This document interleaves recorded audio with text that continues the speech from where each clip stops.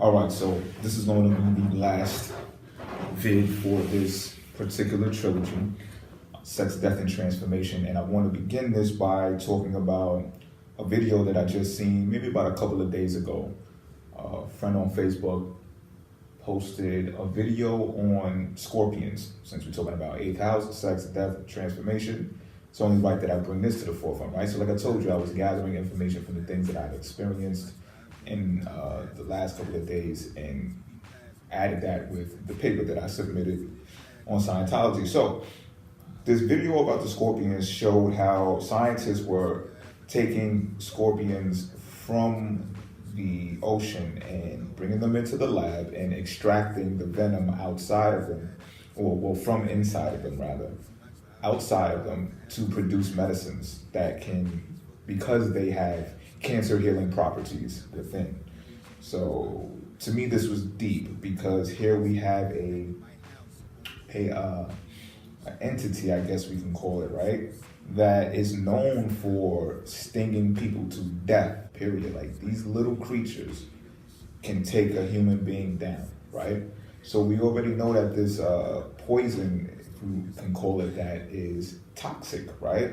So I think it's outstanding to fathom that something so deadly can heal, right? And does that relate itself to death, transformation, and everything that I've been talking about? Like, somewhere, I told you before, like somewhere in the mix is life, somewhere, right? So now they're taking this venom and they're producing cancer healing medicines.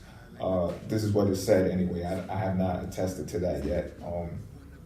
But it makes one think. I know it made me think anyway as to how can something venomous produce something that can heal you? So even with the even with the medicinal companies, the vaccinations that humans receive most of the time, from my knowledge, are actually the disease itself, right? So what the trick is to figure out, can the body withstand this harmful chemical or this harmful disease, and if so, then the body is healthy. And I'm no medic, I don't really know how to say that part, right? My point being is, here we have something that is dangerous that actually heals people. So I take this and I parallel it to Scorpio. I parallel it not only to the energy, however, Scorpio people as well, and the planet Mars and Pluto. All right, because before I spoke about how the modern planets, in my eyes, are really grasping the signs of Aquarius and Scorpio, right? For the most part, we pretty much have the Pisces thing covered. I think Jupiter is much more of a positive planet than to rule over Pisces at this time. Pisces definitely has this allure, or I think Neptune is just much more mysterious and is much more well fit to relate to Pisces and to Pisces people. And as I said before, Uranus, to me, from my recent studies at that, Uranus has a better grip on Aquarius and the things related to Aquarius. And I said, hold on the whole Pluto Scorpio thing. Even though Pluto's the modern ruler, I said, hold on, it's still the furthest planet away from us, right? And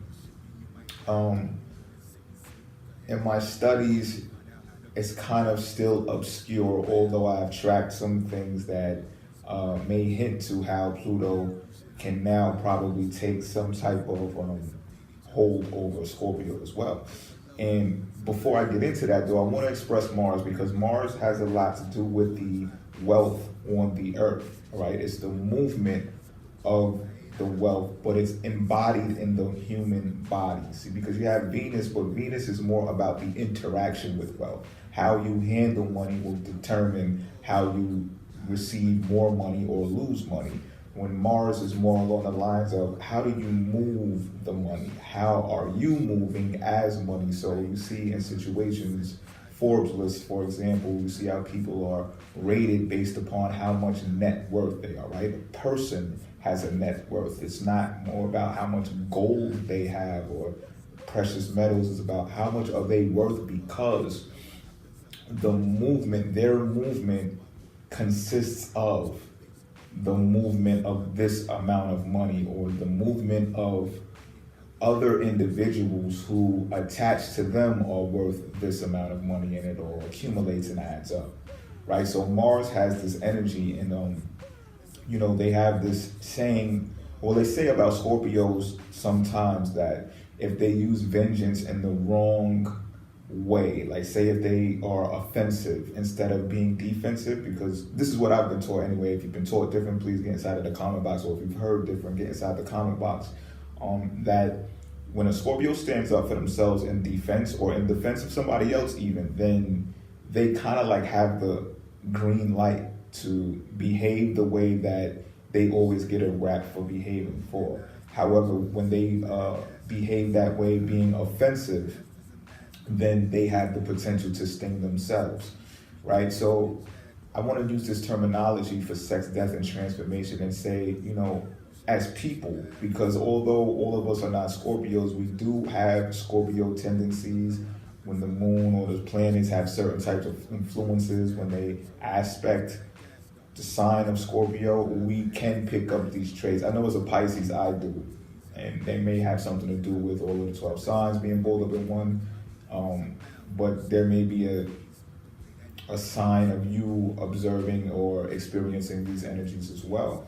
So knowing that we have this poison inside of us, or knowing that a person has the potential to have this poison inside of them, how do you move, right? How do you continue to move after that, especially when you have a net worth on top of you, right? You have a net worth on your head. You are worth a value on here. You are worth numbers. This is the way of the world. This is not something that most people can dodge, depending on where you are in the world, right? It's something that we must face every day. So how are you moving? Are you moving in ways that can potentially heal people? Because, as I said, if you got that poison in you, how are you using it? Are you holding it within?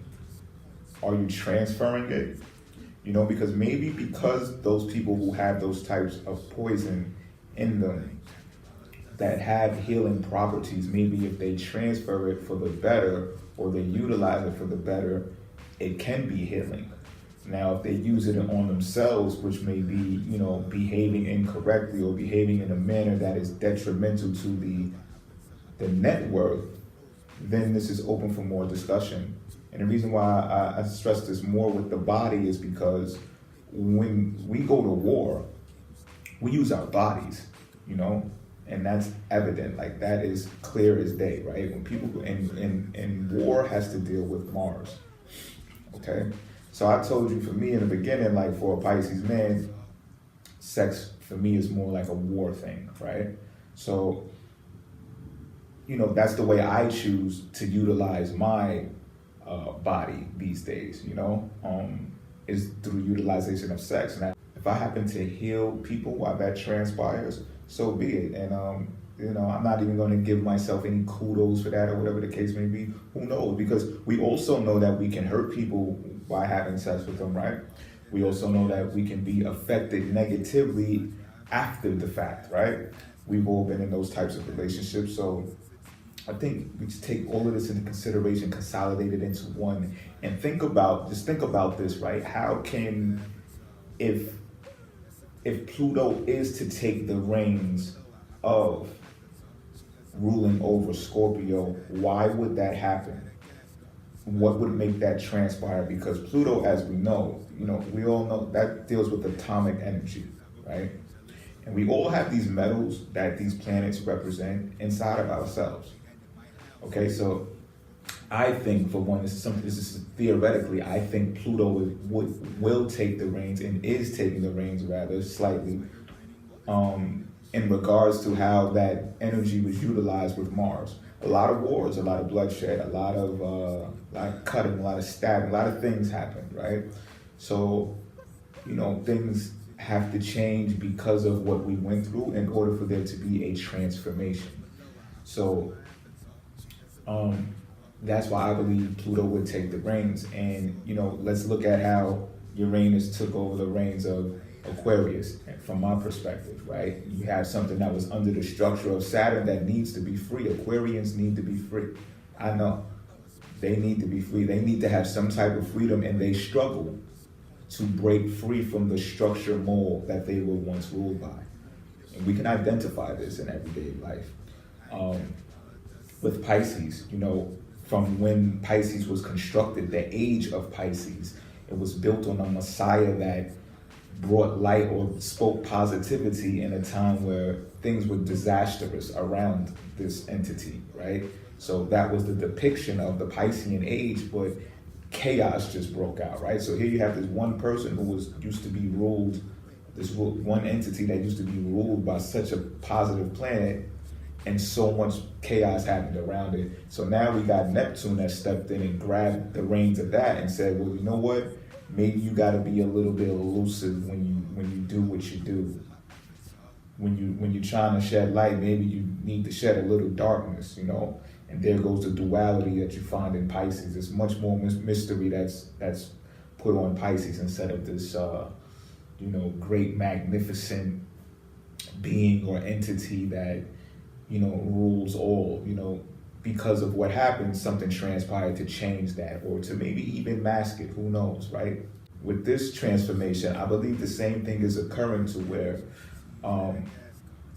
the idea that Scorpio has to be this or has to be that and strongly represents this is now being brought into a new light to where it's like, okay, transformation. What exactly does transformation mean? Well, we can look at the days and times of today. A lot of transformations are happening with the body, right? That deals with sex change, augmenting the body in some type of way, embracing or at least speaking about the duality of male and female being inside of one human being, which those genetics have been there from day one. It's just that because of stereotypes or because of the shaping and molding of history, it was taught to be this separate thing. Even astrologers, we know that, there's masculine signs and there's feminine signs. I know masculine signs that are women, right? We all know masculine signs that are women. Does that mean they have no characteristics of a man, or that they actually do embody characteristics of a man? This is another video, but, I just want to do a recap and close this out with things that can spark thought. All right, I'm out.